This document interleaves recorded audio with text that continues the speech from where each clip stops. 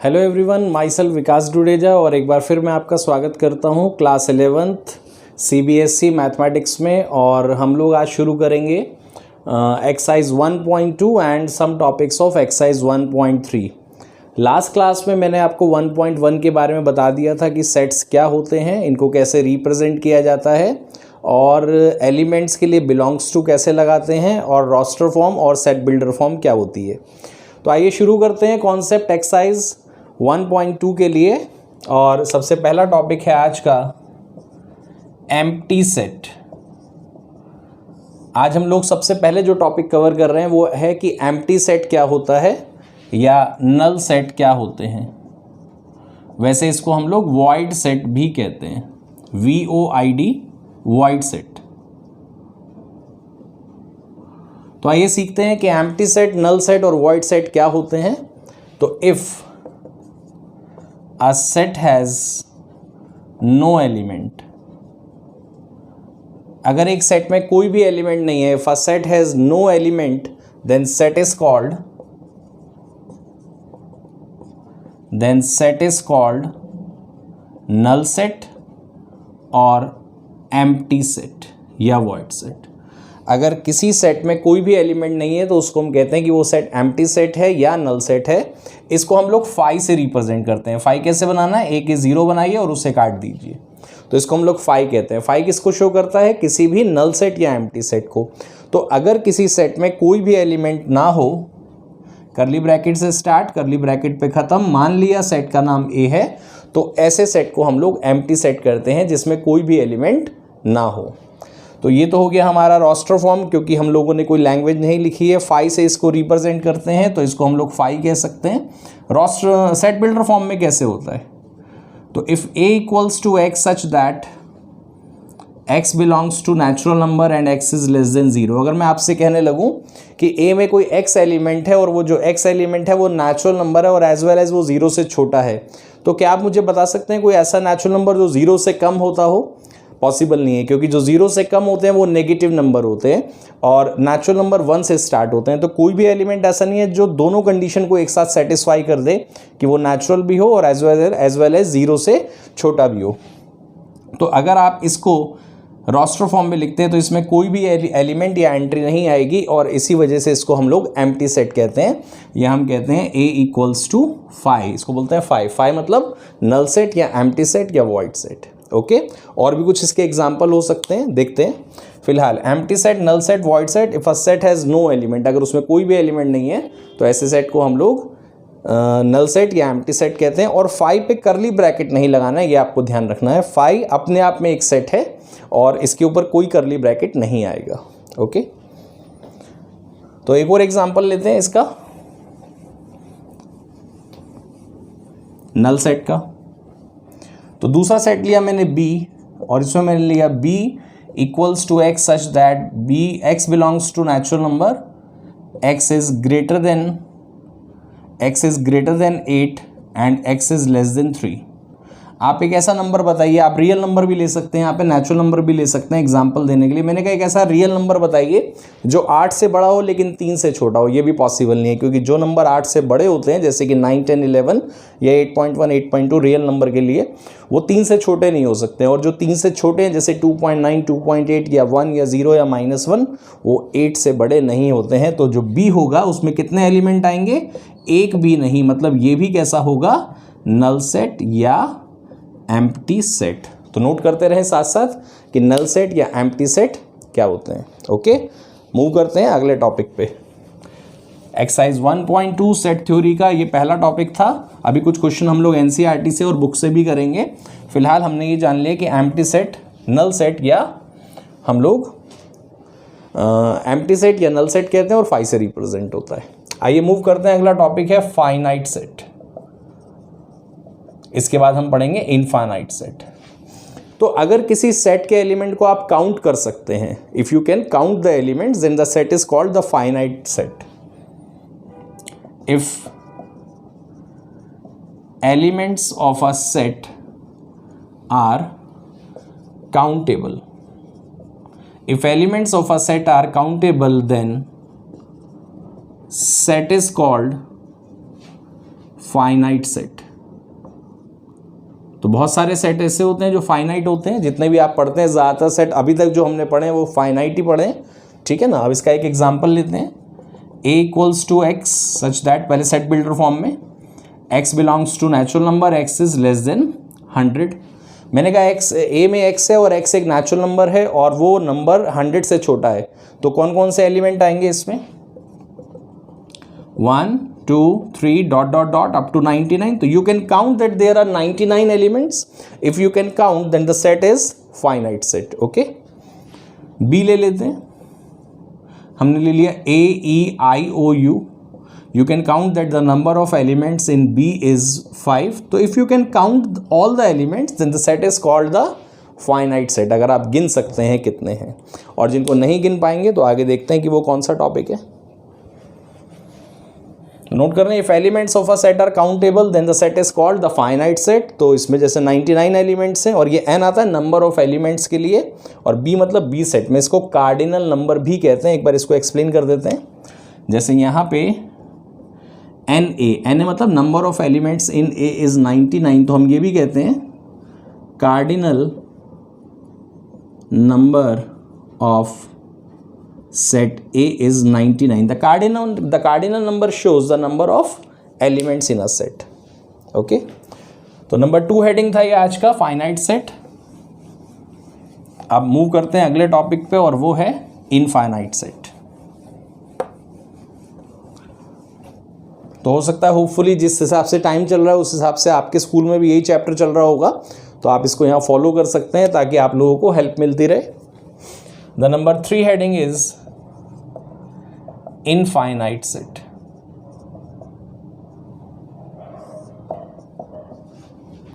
If elements of a set are uncountable, if elements of a set are uncountable, then set is called infinite set।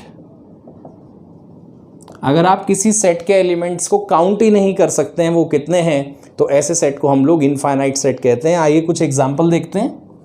जैसे a equals to 1 2 3 dot dot dot. आप समझ सकते हैं कि ये natural number का set है, ये कभी ख़त्म नहीं होते हैं। नेचुरल नंबर गिनती या काउंटिंग कभी ख़त्म नहीं होती है, तो ये हमारा इनफाइनाइट सेट होगा। ये था रोस्टर फॉर्म में। सेट बिल्डर फॉर्म में है b equals to x such that x is a line parallel to y axis. अब अगर कोई line parallel to y axis है, suppose this is x axis, this is y axis, now the line parallel to y axis is this 1 2 3 4 5। ये board खत्म हो जाएगा, wall खत्म हो जाएगी, गली खत्म हो जाएगी, कॉलोनी खत्म हो जाएगी, बट ये जो पैरेलल लाइंस है ये कभी खत्म नहीं होंगी। तो ये जो है x is a line parallel to y axis, ये हमारा इनफाइनाइट सेट होगा। या मैं कहने लगूँ ओरिजिन से पास होने वाली लाइंस 1 2 3 4 5, तो ऐसी बहुत सारी अनगिनत लाइंस हैं जो ओरिजिन से पास होती हैं। तो अगर आपके सेट्स के एलिमेंट को काउंट नहीं किया जा सकता है तो आपके सेट को हम बोलेंगे इनफाइनाइट सेट, और अगर काउंट कर सकते हैं तो फाइनाइट सेट। और तीसरा टॉपिक था कि अगर किसी सेट में कोई एलिमेंट ही ना हो तो उसको हम लोग कहते हैं एम्प्टी सेट या नल सेट, और उसके लिए एक प्रेजेंटेशन भी है, 5 से रिप्रेजेंट करते हैं। ओके, तो नोट डाउन करें और कुछ क्वेश्चन अब एनसीईआरटी से करते हैं। एक्सरसाइज 1.1 हम लोगों ने लास्ट क्लास में कंप्लीट किया था। चलिए, तो ऑरल है क्वेश्चन, कुछ जो लिखने वाले होंगे वो बोर्ड पे करेंगे। Which of the following are examples of the null set. किसको हम नल सेट कहते हैं? Set of odd natural number divisible by 2। क्या आप ऐसा कोई ऑड नेचुरल नंबर बता सकते हैं जो 2 से डिवाइड होता हो? तो ऑड नंबर होते हैं 1 3 5, 2 से डिवाइड तो होते नहीं, तो ये नल सेट होगा। Set of even prime number. अब इवन प्राइम नंबर एक होता है बच्चों, प्राइम नंबर कहाँ से स्टार्ट होते हैं? 2 से। प्राइम नंबर कहाँ से स्टार्ट होते हैं? 2 से, और 2 इवन भी है, तो इसमें एक एलिमेंट आएगा। ठीक है, थोड़ा लिख के बताते हैं। Exercise 1.2 question 1 part 2। इसने कहा कि ये एम्प्टी या नल सेट है या नहीं, set of even prime number. तो अगर मैं इस सेट का नाम ए दूं तो इवन प्राइम नंबर में 2 आता है, तो ये ब्लैंक नहीं है, ये खाली नहीं है, तो हम लिखेंगे it is not null set. ये नल सेट नहीं है। इससे पहले वाला पार्ट था, यस पहले वाला था, क्योंकि पहले वाले में ऑड नंबर जो 2 से डिविजिबल होते ही नहीं है, ठीक है। तो पहले वाला था, दूसरे वाला नहीं है। वैसे एक बात मैं आपको बता दूं, जिन सेट्स में एक एलिमेंट आता है, जैसे यहाँ पर है, ऐसे सेट को सिंगलटन सेट भी कहते हैं। If a set is having only one element then the set is also called the singleton set. हो सकता है आपको किसी किसी बुक में ये सब ना दिखे या ना बताया गया हो, तो आप लोग ध्यान रखिएगा इसको। थर्ड वाला एग्जाम्पल वही है जो मैंने दिया था, एक ऐसा नेचुरल नंबर जो 5 से छोटा हो, 7 से बड़ा हो, पॉसिबल नहीं है। तो ये सब जो है आप अच्छा, एक और है, y is a point common to any 2 parallel lines. Next part में कह रहे हैं एक ऐसा पॉइंट जो पैरेलल लाइंस पे कॉमन हो। तो पैरेलल लाइन कभी भी इंटरसेक्ट नहीं करती हैं और इनमें कोई कॉमन पॉइंट लाई नहीं करता है, तो ये वाला जो होगा वो नल सेट होगा, फोर्थ पार्ट। चलिए, अब फाइनाइट और इनफाइनाइट बताना है। पहला है the set of month of a year. एक साल में कितने महीने होते हैं? 12 महीने होते हैं। हम लोग काउंट कर सकते हैं, तो ये हमारा फाइनाइट होगा। अगला है 1 2 3 डॉट डॉट डॉट, तो डॉट डॉट डॉट है, मतलब काउंटिंग ख़त्म नहीं हो रही है, तो इनफाइनाइट होगा। उसके नेक्स्ट है 1 2 3 dot dot dot up to 100, ये फाइनाइट है क्योंकि 100 पर गिनती ख़त्म हो रही है। नेक्स्ट है the set of positive integer greater than 100, 100 से बड़े पॉजिटिव इंटीजर, तो 101 से स्टार्ट होगा क्योंकि इंटीजर है, और 102 103 और पता नहीं कहाँ तक जाएगा, तो ये भी कैसा होगा? इनफाइनाइट सेट होगा। क्वेश्चन 3 में भी यही करना है, और फोर्थ में हमें बताना है इक्वल सेट्स, ए और बी बराबर हैं या नहीं है। तो ये भी बड़ा आसान है, नाम से ही पता चल रहा है कि इक्वल सेट्स वो सेट्स होते हैं जिनमें एलिमेंट्स बिल्कुल बराबर होते हैं। तो हम देखते हैं एक बार कौन कौन से सेट इसने गिवन करे हैं और हमें क्या बताना है कि कौन कौन से इक्वल हैं और नहीं हैं। तो यहाँ पर